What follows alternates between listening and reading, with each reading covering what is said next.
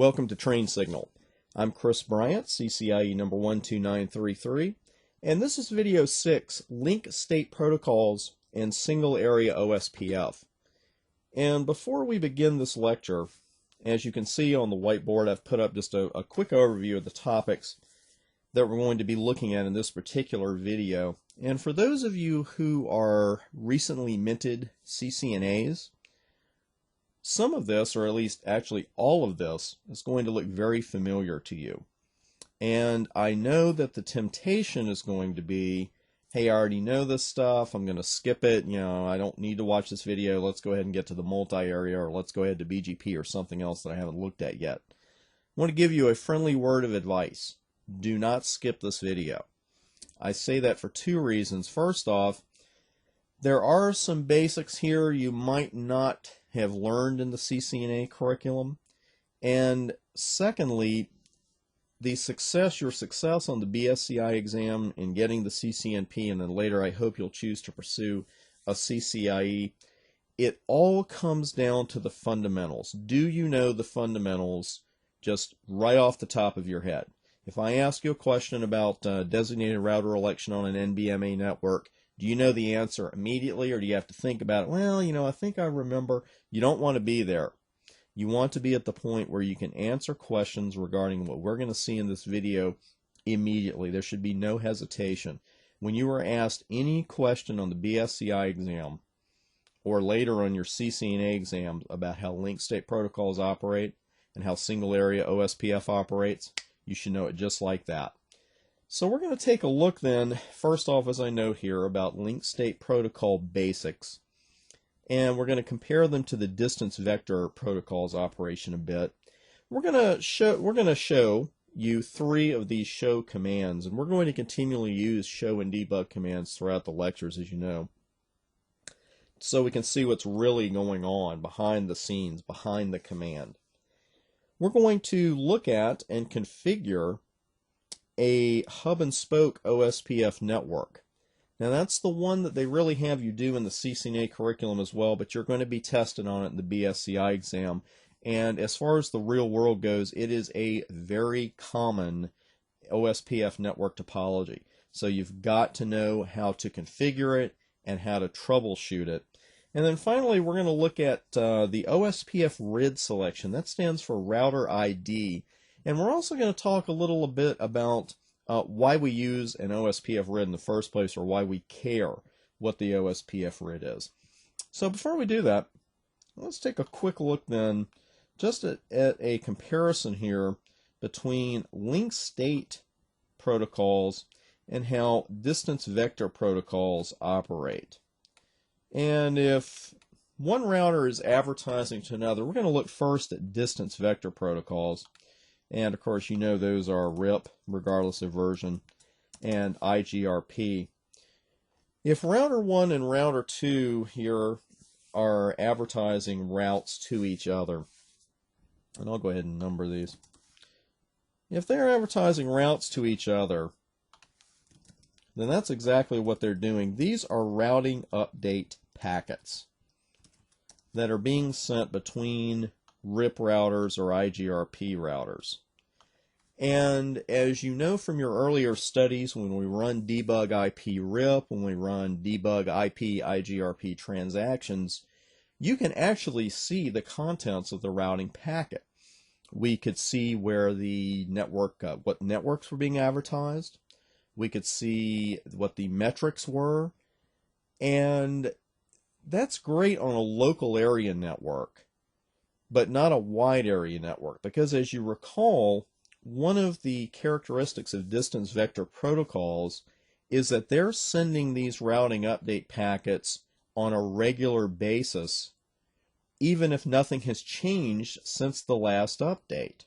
And with RIP, that's every 30 seconds, with IGRP every 90 seconds. But that's a lot of advertising when something may not even have changed in the first place. So again, with RIP and IGRP, we've got these routing update packets, and they are regularly scheduled. Now, the key with link state protocols, and I emphasize the S on the end of protocols, because here in the BSCI curriculum, you're learning about OSPF, a lot of OSPF, and you're also going to be learning about IS to IS. What's actually happening here with OSPF and IS to IS, the routers are not going to send each other routing updates. If you run debug IP OSPF, you're not going to see a set of destinations. What they're actually doing, first off, they've got to form an adjacency. They have to have an underlying connection before they'll even send each other these LSUs and LSAs that we're going to talk about in just a moment. Certain things have to happen for these routers to form an adjacency. We're going to be looking at quite a bit of that as this course continues. But after they form an adjacency, what they actually do is send each other LSUs. They are link state updates that are sent. And these LSUs, and stick with me here, LSUs contain LSAs, which are link state advertisements. And it's the contents, it's these LSAs, and the name is the recipe. It's the advertisement of the links, the state of the links that the router knows about. And it's those LSAs that actually carry subnet masking information, and these LSAs are placed into a database. And then once the LSAs are placed into a database, you know the Dijkstra algorithm or the SPF algorithm, they're the same thing. One is just a lot easier to pronounce. SPF, of course, stands for shortest path first. And that is run, this algorithm, this mathematical calculation, is run against the contents of that database to create the table. I'm going to bring up right now a very basic LSA table on a router that we have set up in advance.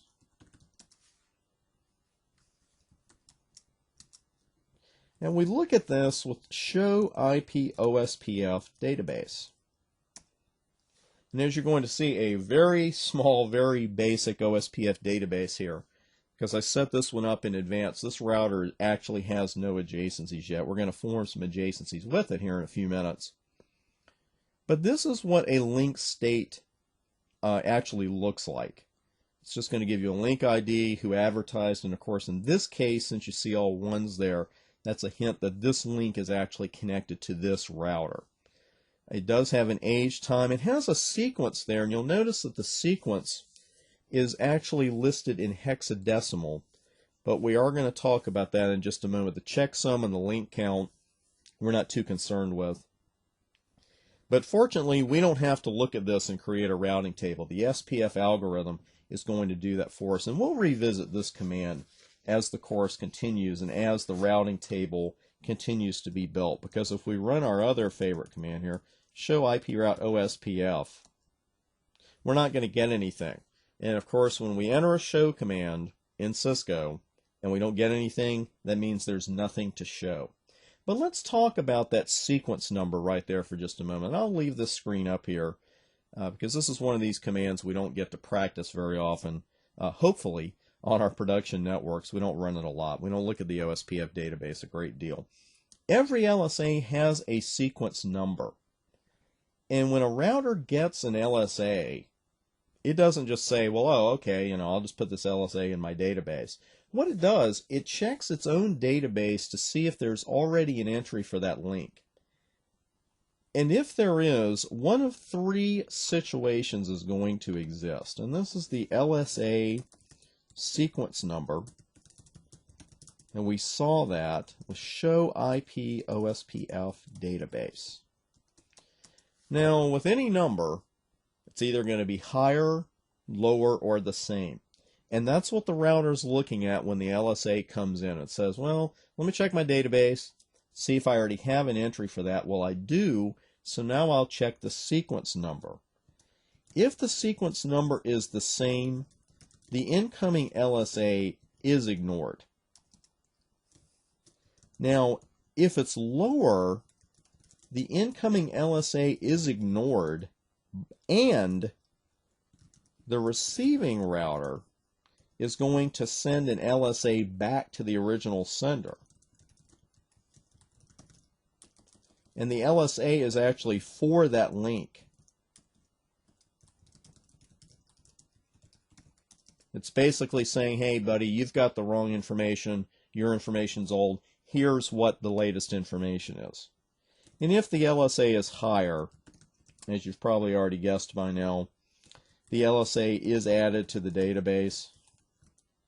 And something we call an LSA ACK is sent. That's just an acknowledgement saying, thank you for the LSA. Here you go. At this point, this router will flood that LSA and will run the SPF algorithm again in order to update its own routing table. Now, we talked very briefly there for a moment about distance vector protocols. And one thing I mentioned is that they send updates at a regularly scheduled interval. And chances are, at least we hope this is true, we hope our network is stable. We hope our network is stable. We're not adding networks to our network all day long. We're not adding routes. So the chances are that if you've got a routing protocol that is sending an update every 30 seconds or every 90 seconds, that's probably some unwanted overhead right there. That's why we don't run RIP, or one of the reasons we don't run RIP over a WAN. We don't run IGRP over a WAN, because every 30 or 90 seconds, by default, a full routing table is being sent out. We probably don't need it. So when are LSAs exchanged? LSAs are exchanged at two different times. And one is with the initial exchange when the adjacency first comes up. When the adjacency first comes up, with either OSPF or IS to IS, then there will be a full exchange of LSAs. Now after that, there won't be another one unless there's a change in the network or at the end of a 30-minute interval.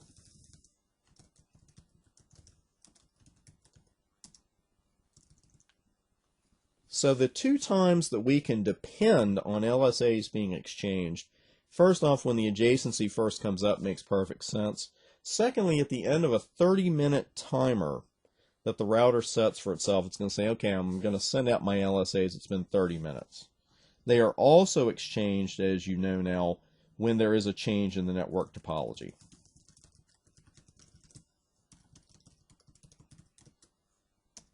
That's when LSAs are exchanged.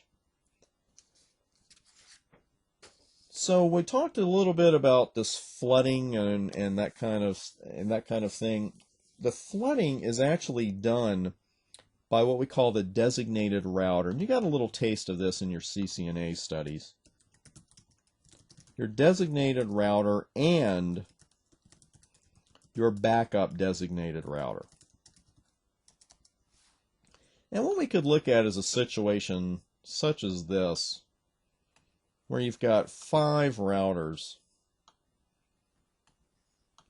And if these 5 routers were all connected, and when one of them found out about a change, it flooded the change out, then what would happen is that router would get it and flood the change out, and there would be a lot of LSAs being sent. Every single one of these routers would end up sending LSA updates to every single other router on the segment. And we don't want that. That's a lot of unnecessary traffic. So what's going to happen is we're going to have an election, and one of these routers is going to be named, actually first, the backup designated router. The BDR is actually elected first. The BDR is elected first. If there is nobody available to be the designated router, then the BDR will be promoted to DR, and then there's actually another BDR election. So we're going to have a DR, we're going to have a BDR, and this is where the difference comes in as far as flooding goes. Because when a router on a segment, and let's say all 5 of these routers are on the same segment, when the router on the OSPF segment detects a change, it's not going to flood the news to every other router. It's going to send that information only to the designated router and to the backup designated router. Don't forget that one. We're so busy concentrating on the DR. The change is flooded to the DR and the BDR because if the designated router drops off, of course, the backup designated router needs to be able to step into that role immediately. So when this is sent, the address that this change is flooded to begin with is 224.0.0.6. Changes are flooded to this address.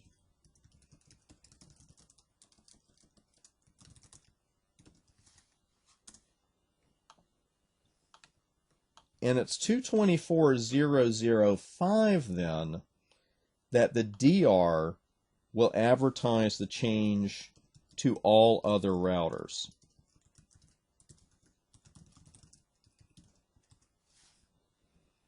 So again, when there's a change in the network topology, we've got two addresses here. In the CCNA curriculum, we're just focusing on 224.0.0.5. So this really cuts down on the multicast traffic that we've got flying around the network. Again, when a router detects a change in the topology, it floods the change to 224.0.0.6. That's where the DR and the BDR are listening for changes. And then when that happens, the DR will flood the changes out to 224.0.0.5. The BDR will not do anything at this point. So talking about, looking at the DR and BDR, I'm just going to get rid of a little bit of this. How do they get to be the DR and the BDR in the first place? Well, it wouldn't be Cisco if we didn't have exceptions to every rule. But what we're going to look at right now is how they get elected in the first place. And for sake of argument only, believe me, I don't think you're ever going to have 5 routers on an Ethernet segment. But we're going to say here that we do. We have 5 routers on an Ethernet segment. And we're going to have a DR-BDR election.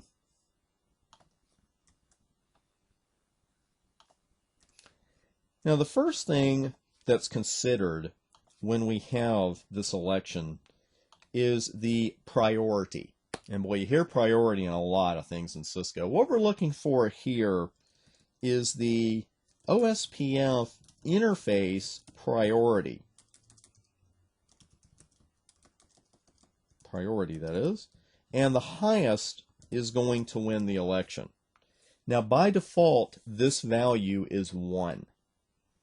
And that's an interface priority. Again, it's not the entire OSPF process running on a router. So by default then, all 5 of these routers are going to have an OSPF priority of 1. So we got a 5-way tie. Well, we can't have that. So now we've got to have some kind of tiebreaker that comes in. And what we're looking for then is the RID that we mentioned earlier. The OSPF router ID is the second value considered. And again, nothing tricky here. The highest one's going to win. Now again, the winner of this election actually becomes the BDR. If there is no DR, the BDR then gets promoted to DR, and we have another quick election. Now let's talk a bit here about how that RID gets selected in the first place. We're going to put this into action here very shortly. But how does the RID get created in the first place? Well, the RID rules are a little strange. They're counterintuitive to what you might think they are. The OSPF router ID of a router is the highest IP address assigned to a loopback, and that loopback does not have to be OSPF enabled. So you can actually have an interface that is not being advertised by OSPF, but that value ends up being the OSPF router ID. So you've got to keep that in mind when you're calculating, say, on an exam question or a practice question, well, what's the router ID here? Keep in mind, whether OSPF is advertising that address or not does not matter. So if there are no loopbacks, then the highest physical interface IP address is going to be the OSPF RID, regardless of whether it's OSPF enabled or not. So it's, again, the highest IP address on a physical interface, regardless of whether it's OSPF enabled or not. Now those are the two rules you need to keep in mind. Fortunately, there's a way to configure this manually, which we're going to do in our lab in just a moment. And that's with the router ID command. Now this command overrides any other factor. If you hard code the router ID, then the loopback interfaces, the highest IP addresses, that's all out the window. It doesn't matter. But the key here to keep in mind, not just for your exam, but for the real world, you know what I love about Cisco routers and switches is that they very rarely require a reload to make a command take effect. But this is one of those times. It requires that you either reload the router or you clear the OSPF processes. And when we say to clear the processes, that's a real fancy way of saying we got to tear all the adjacencies down and then build them back up.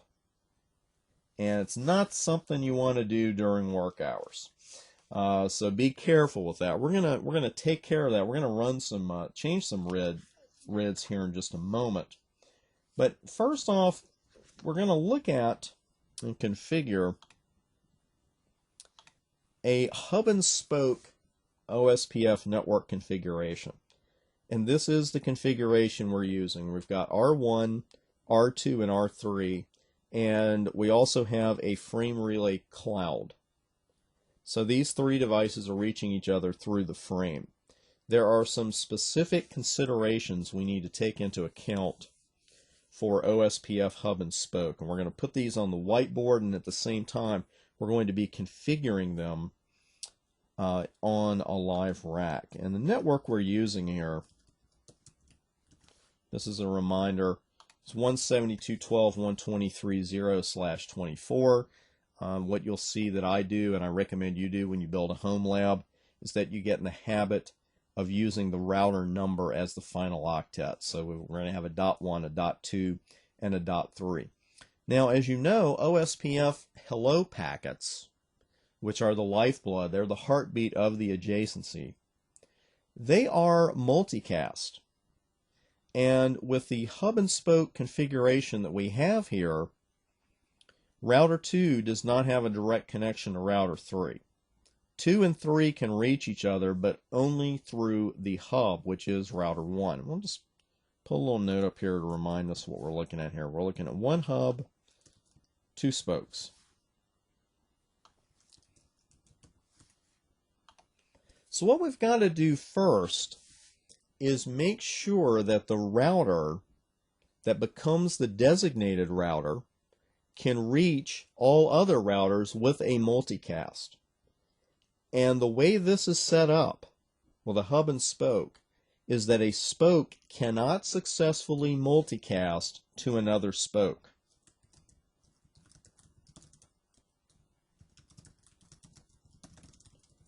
And I bet you already know why, but I'm going to mention that anyway. Let's keep in mind that routers do not forward broadcasts, and the same goes for multicasts. So if router 2 attempts to send a multicast, a hello packet to router 3 or an LSA to 224.0.0.6, it's not going to get there because it's got to go through R1, and when it does, it's going to go through the frame, hit R1, and it's going to stop right there. It will never get to router 3. So that's the key. We have to rig an election. We've got to fix the election so that router 1 becomes the DR. But remember what happens if the DR goes down? The DR goes down, the BDR takes over. it becomes the DR. We don't want that either.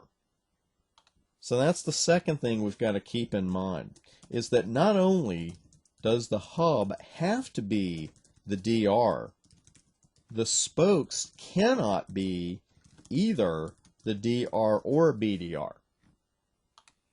So we've got to fix an election here.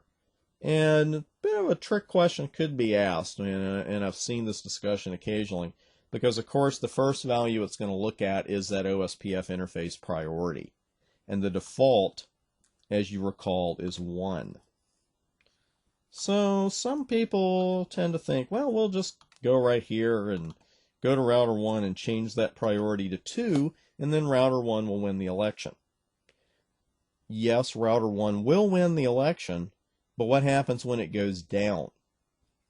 And they all go down sooner or later. We all know that. Sooner or later, somebody's going to hit the plug, hit a wrong button, and their hub's going to go down. Well, while router 1's rebooting, router 2 and router 3 are going to fight it out to be the DR and the BDR.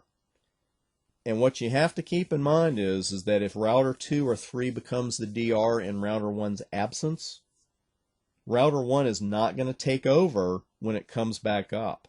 The DR-BDR election is only held when the existing DR goes down. So it's not enough to change R1's interface priority to 2. We don't want to do that. What we've got to do is change R2 and R3's interface priority to 0. That's what we've got to do. We've got to fix the election. We've also, actually, we'll bring that up right now here on the rack. So the first thing we're going to do then is go to router 2 and router 3 and rig that election. Those are all serial 0, by the way. And the proper command for that is IP OSPF priority 0. We'll save that while we move over to router 3, the other spoke, and do the same thing. So we've set the priority to 0. So far, so good. I'm going to go back up to router 1. Now we're actually going to start that configuration. Let's just take one more look at the network. It's going to be a pretty basic configuration here, just to get it up and running. We're going to get the hub and spoke up and running to begin with. Router OSPF 1, keep in mind that that number we put there is the process number. And we're going to put in 172.12.123.0. Always keep in mind this is a wildcard mask, and it's an incomplete command, because you also have to put in the area number. Don't forget the area number. We are going to build area 0, our backbone area, over the frame relay cloud. Now there's another special command we need here, because what we're configuring OSPF over frame relay, which is a non-broadcast multi-access or NBMA network. So router 1 is not going to be able to dynamically discover its neighbors. This is the command that gets left out a lot in the real world too. What you've got to do on the hub is specifically configure the remote neighbors. You don't have to do it on the spokes. It doesn't hurt anything, but you don't have to. So what we're going to do here is use the neighbor command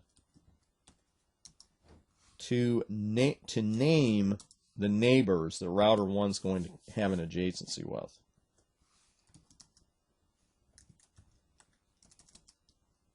Then we'll drop down to router 2.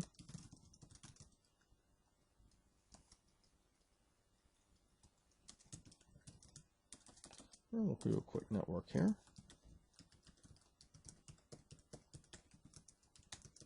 Area 0, never forget the area. So it's going to be tough on on the exam with multiple choice, because you need to really know and be able to look at a line and say, okay, this is out of order. Here's what it should be. area 0. So we've got it configured on all 3 routers now. And you can do a copy run start there if you want to. I still use WR for write. Occasionally I have someone remind me, tell me that's a legacy command, and they're getting rid of that, and I've heard that for about 5 or 6 years, and I haven't seen it happen yet. So the first thing we're going to do is run show IP OSPF neighbor. This is a very important command to really understand the ins and outs of. And I can almost guarantee you, oh, went to full. Okay, a lot of times you're going to see that go almost down to 0 before you actually see the adjacencies form, but that did not happen this time. So let's run that command again. We'll use our up arrow, show IP OSPF neighbor. And we're gonna look at this on all 3 routers and take a look at how all 3 routers are seeing things right now. And router 1 is seeing a router with a neighbor ID of all 2s and a neighbor ID of all 3s. And that's in the lower left. That's the part we're looking at right there. Notice, though, that's not the IP address of that we used in the neighbor command. This is the RID of the neighbor. This is the OSPF RID of the neighbor. And I happen to have loopbacks on all 3 routers numbered using the router number 4 times.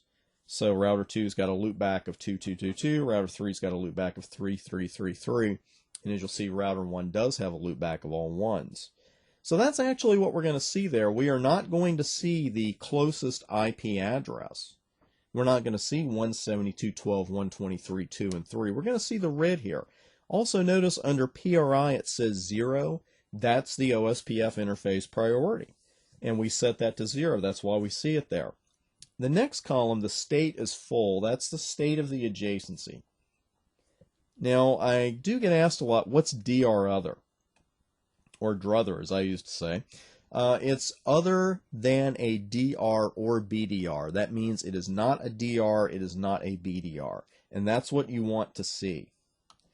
Dead time, of course, that's the amount of time until a hello must be received from these neighbors in order for the adjacency to stay intact.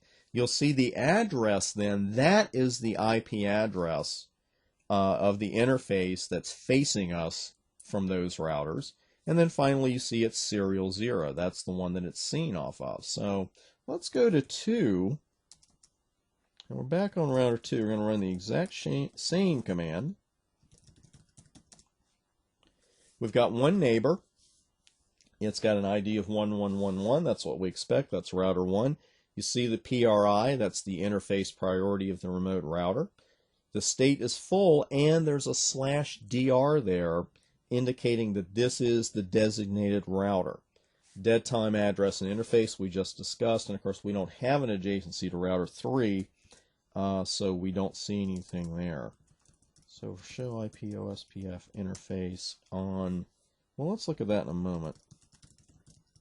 Let's look at neighbor first. And actually, this is a good deal for us here to look at show IP OSPF interface. A lot of people forget about this command, and it's got a lot of great information in it. You see again, though, at the bottom of the output, show IP OSPF neighbor. We expect to see router 1's the neighbor. It's got a priority 1. It's a full state adjacency, and router 1 is the designated router. What I was mentioning here, you see a lot of great information with show IP OSPF interface, and you can specify which interface you want to see right after that, like S0, E0, that kind of thing. Here we've only got one interface running it, so that's what we saw. Let's highlight some of the more important information here. You see not only the process ID that the local router is running, which is 1. You see the local router's RID. You see the network type, non-broadcast, which is what we expected. You also see the cost of that interface, and keep in mind OSPF uses cost as its metric. Every interface has a cost, and this one, a serial interface, has this default cost of 64. You see that this local router is a DR other. It has an interface priority of 0. You even see the RID of the designated router, and you also see that there is no backup designated router on this network. Most of the time you want a BDR, but again with hub and spoke we cannot have a BDR. You see the default timers for this particular network type. The hello time is 30 seconds. That means a hello is going out every 30 seconds. The dead time is 120. The dead time is always going to be 4 times the hello time by default. And we also see how soon a hello was due from that neighbor. We even see who the neighbors are. There's a lot of great information with show IP OSPF interface. But again, we looked at the rules of how to build a hub and spoke OSPF network, all very important. We also looked at the output here of show IP OSPF interface. You see here we've got a few extras. And if I can spell neighbor correctly, that's exactly what we expect to see with hub and spoke. Okay, and bringing the screen down, let's go back and take a look at our network diagram. And I've added a couple of interfaces here on 1, 2, and 3 that we're going to add to area 0 in just a moment. And when you see a line that isn't connected to another router or some kind of segment in network documentation, you're looking at loopback interfaces. And these are logical interfaces. They do not physically exist on the router. They have to be configured. And they have a lot of uses in Cisco routing. And the farther you go through the Cisco certification chain, whether it's to the CCIE or to the CCSP, wherever you go, and especially in real-world networks, you really should get used to seeing these and their many uses. And one of the uses that we talked about earlier is that this address right now is being used as the OSPF RID, the router ID for each router, even though we have not yet put them into the OSPF domain. We're going to do that in just a moment. But what you really want to do in a lab such as the one we've got set up here for this course, you want to put the theory to the test. And we talked earlier that the hub in this situation has to become the designated router. And if it goes down, neither spoke should become the DR in its absence. And you remember when we looked around with show IP OSPF neighbor, we're over on router 2 right now, we see a DR, but we don't see any BDRs. And on the DR itself, router 1, we only see DR others. So what we're going to do is actually reload our designated router and see what happens. And what we're going to do first, though, is change the hello time. Because you recall that the hello time here for this particular network type is 30 seconds. So it would take 120 seconds for router 2 and router 3 to realize, hey, router 1's not around anymore. And this router will be up before that 120 seconds is up. At least I hope it is. So let's take a look at an interface command that we can use to change that. And it's simply IP OSPF hello followed by the interval that we want to set. Now we've got to change that on all 3 routers because that's one of the values that has to match between neighbors. If these timers are changed on one neighbor and not on another, the adjacencies will come down.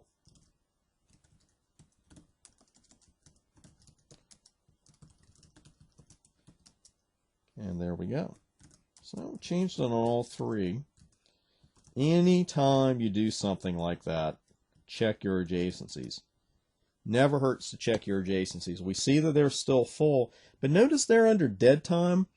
All of a sudden, instead of being like a minute 38 or something like that, it's 18 seconds and 15 seconds. Let's run that command again. Show IP OSPF interface serial 0. You'll see that the hello and dead times have changed. We didn't enter a command for dead time. The dead time will dynamically adapt to what you change the hello time to. The dead time will always be 4 times the hello time. We could change that to 15 seconds, the dead time, if we wanted to. There's no need to do that. But keep that in mind. There is actually an IP OSPF dead interval command. but the way you'll probably have to do it one day is just by adjusting the hello time. So let us reload router 1. We're being asked for a confirmation. We hit enter to accept that, and there it goes. We see the adjacencies come down immediately, and now the router is already starting to reload. While it does so, let's go over to router 2 and take a look. Still sees it. The hello time has a few seconds to go. And we're going to watch that come down here in just a second. It's already gone, and there the dead time expired.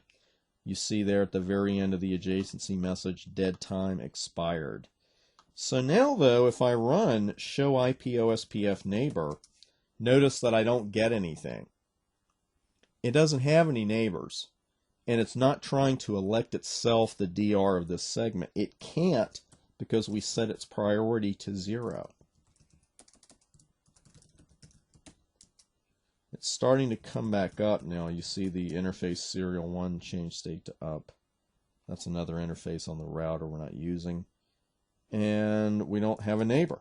We go back to router 1 and it's still booting. We'll see some information come up here in just a moment. But you could see that when the designated router in the hub and spoke network went down, there was no DR-BDR election in its absence because the only 2 interfaces that could have taken part in it were on router 2 and router 3. This interface and that interface, well, they've both got interface priority set to 0. So there's no way that we can have an election. If we did, when router 1 came back up, it would not take over as the DR. It's a really important detail to remember. So let's call our router back up. Router 1's still reloading. And we're just going to leave it right here. We'll see some information fly up here in just a few moments. And there it goes. Press return to get started. Again, do not try this on a production network. We got a whole lot of messages about every single interface on here. Now the router has reloaded. We'll go into privileged exec mode or enable mode. Do a show IP OSPF neighbor. And we'll see if the process has started, and bingo, just that quickly, the adjacencies are coming back up. And there they are. And you can see, again, with show IP OSPF interface serial 0, you can see that this router is, again, the designated router, and there is no backup designated router on this network. So the theory's correct. You know, that doesn't always hold true, right? Sometimes the books are wrong or not quite accurate to the real world. But in this case, the theory is absolutely correct. So now that we've taken a look at what actually happens when that DR does get bounced, we are going to put these 3 interfaces into OSPF area 0. Let's bring our window back up. We still do that with the network command. What we're going to do is just write a wildcard mask that matches that exact IP address. So in router 1, since its loopback is all 1s, we used a wildcard mask of all 0s. That can be a tough question to keep in mind for the exam, not the wildcard mask, but just looking, you know how they'll show you 6 or 7 commands and they all kind of look alike. That's why you have to master this stuff. You don't want to be in the exam room thinking, well, I think this is a wildcard mask. You got to know. You got to know. Finally, on OSPF 1 over here, area 0. So we put all 3 loopbacks in area 0. Nothing wrong with looking at the entire routing table, which is what I did here with show IP route. But boy, that can get old, especially as you progress and you get more and more routes in your routing table. And especially when you're trying to troubleshoot this at a client site or at your particular network. What I like to do and what I recommend to you is you run show IP route and then the name of the protocol. And you can actually do that for static. You can do show IP route static. You can do show IP route almost anything. And then just see those particular routes. So we should be able to ping those loopbacks across the network, and we can. and that's what we'd expect to see. So that's the network we've built so far. We're still just one total area 0 here. Now, what we're going to do now is change those router IDs. Because as you recall, since we've got loopbacks on these, their loopback addresses are their RIDs. But not only do you need to know the command to change the RID, but you need to know what's going to happen once you try to do this. Let me just do a conf t. The command itself is simple enough. It's simply the router ID command under the OSPF process. We're going to change it to each router number twice for each octet. And this is the key right here. Generally, 99 out of 100 times with a Cisco command, you very rarely have to reload the router for something to take effect. You know, this isn't Microsoft where it seems like you got to balance the server every single time you change something. You don't have to do that with Cisco routers and switches very often, but this is one case where you have to do it. You have to either reload the router or use the clear IP OSPF process command. And we just reloaded it, and we know how to do that. We just simply type reload. Well, I want you to see something here with clear IP OSPF process. What this command will do is reset every single adjacency you have on this router. And if that sounds serious, that's because it is. It's a very serious command. And you can tell because here, not only is the router asking you again to make sure that's what you want to do, notice that the prompt is no. Anytime the router prompts you and the answer is no, you should take a really careful look at what you're about to do. A very careful look. We are going to say yes, though. And you're going to see the adjacencies come down immediately. Notice they went from 2A then to down. Hopefully they'll come back up pretty shortly. We put an IP OSPF of 5, so let's see how long it's going to take us to get our adjacencies back. Yeah, they're in initial stage there. You see a knit. They're already back up. Now, if we go down to router 2, notice that the RID changed. The neighbor ID is different. So this command, I like to use it in the real world as well occasionally because I want to decide, I want to be able to look at a map, a network map, and say, okay, when I see this neighbor ID, I know that this is router X. And I don't have to worry about somebody coming in later and putting some loopbacks on it, and then I look back at it 3 months later and say, hey, where's my router X? So it's not necessary to hard code a router ID for OSPF, but it's a good idea. I like to do it. Let's do a conf t. We're going to do it on all 3.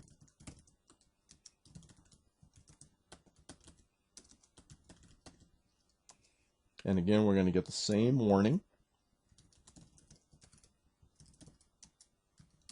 And we're going to say yes.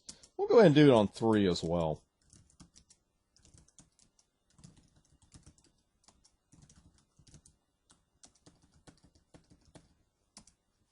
So now you know what the defaults are for the RID.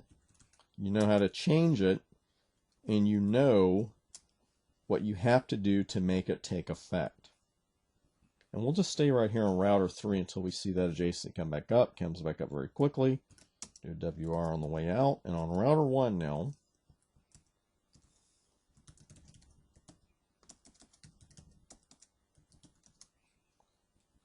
now you should expect to see this because the router, it's going to think for a second. It's not going to automatically drop the adjacency to the existing neighbor ID, the earlier one. And sometimes they're going to stay there for a while. Let's see if they stay there for a while in this case. Yeah, attempt for DR other. Those 2 at the bottom are eventually going to drop. They're going to come out of the table, but it's going to take a little while because it's going to keep attempting to find the old router ID, and it's not going to find it. So the key right now is that we see in the top 2 lines that the neighbor ID did indeed change. So this is our network that we've got built at this point. And we're going to add a router 4 to it. And here we've jumped ahead just a bit and added a router and a couple of other OSPF areas here. We're going to add router 4 to our network, and router 3 and router 4 share an Ethernet segment, which is going to be placed into area 34. And then finally, R4 does have a loopback of all 4s, and we're going to put that in an OSPF area of its own. We're going to put that in area 4 and see if we get anything unusual or if we can even do this particular kind of network setup. So under OSPF for router 3, we use our network command. Remember, we're always using wildcards. We're going to put that into area 34. We'll go back over to router 4 now. We're going to leave this OSPF RID as it would be and not use the OSPF RID command.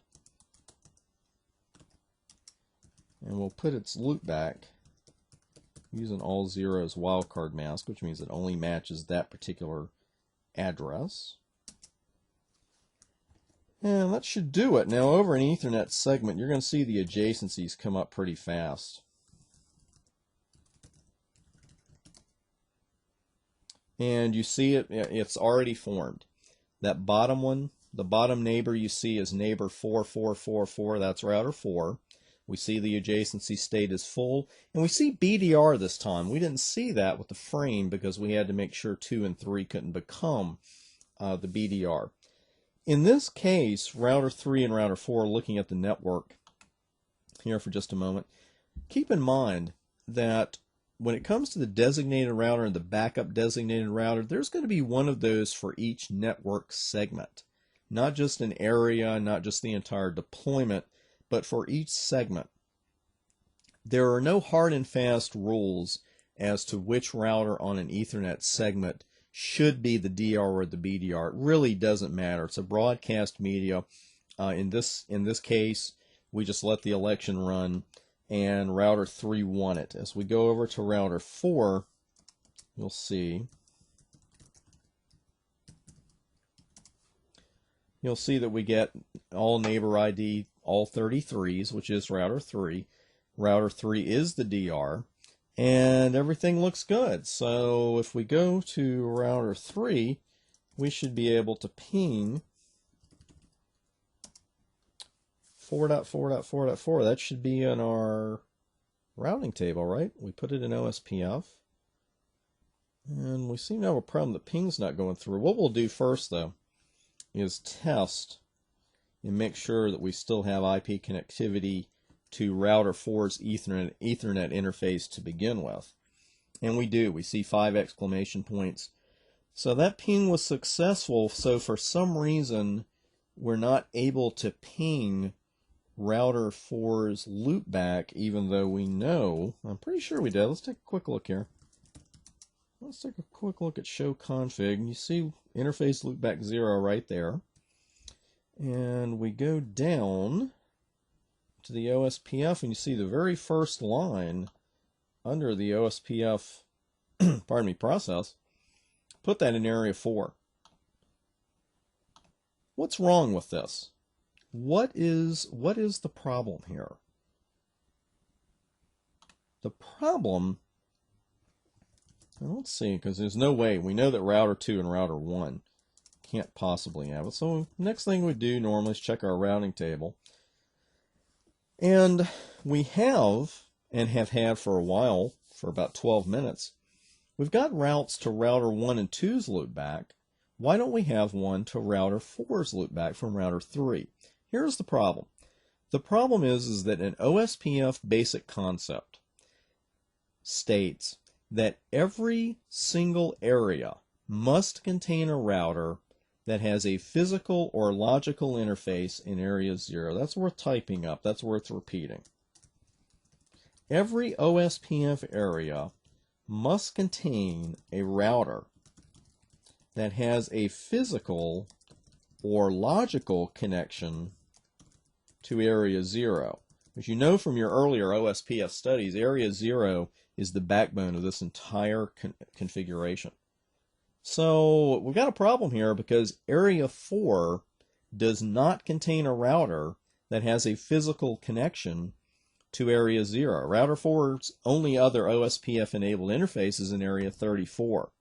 So this is going to mess with our IP connectivity right away. Router 3, Router 1, and Router 2, they can't connect, they can't ping anything in Area 4. So if we can't have a physical connection, what we're going to do is create a logical one. We are going to create a virtual link. I'm going to use a red line here to really make that show up.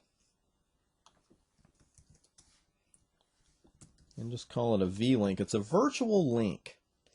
And this is built, it is a logical connection. It's kind of a tunnel. You're tunneling through an area that already exists to get to Area 0. This is a logical connection to Area 0. In essence, a virtual link is an extension of Area 0. So there are a couple of misconceptions about virtual links. It's really kind of easy to remember that rule. Oh, well, you know, I used it because I needed a logical connection to Area 0, but do you know how to build one? We're going to build one right now. First thing to keep in mind is that we're going to be naming an area here in the command. The command is quite simple. We're going to start it on router 4. It doesn't matter which side you start the configuration on, but it's got to be configured on both. And it's configured under the OSPF process. And the interesting thing is the command does not start with virtual link. It starts with area, and the area that you're putting there is the transit area. The transit area is the area basically you're digging through to get to Area 0. You probably recall from earlier studies that this cannot be a stub or total stub area, and we will look at that more in one of the multi-area OSPF lectures. But for right now, here's the part you've got to watch. The value that we enter behind the virtual link command is the RID of the neighbor that we're building the virtual link to. It is not the closest IP address. Because as you recall, let's take a look at our network drawing here. This Ethernet interface on R3, it's numbered 34.34.34.3, but that's not the number you use in the virtual link command. The number you use in the virtual link command is the remote router's OSPF RID. So far, so good, but it's got to be built on both sides. And I'm going to let this router sit here for a moment because I want you to see a common error message. You're going to see it here now. Received invalid packet, mismatch area ID, from backbone area must be virtual link but not found, etc. This is perfectly normal until you configure both sides with the virtual link command. Now, if you're still getting it after you configure it, then you have a problem with your configuration to begin with. So it can be a little tricky getting this entered, but it's simply area, name the transit area, then use the virtual link command, and then enter the RID of the remote device, the remote router. And that was all 4s, remember. So that message, we may see it one more time, but almost immediately, look how fast the virtual link came up. Neighbor 4444 on OSPF _ VL2 for virtual link.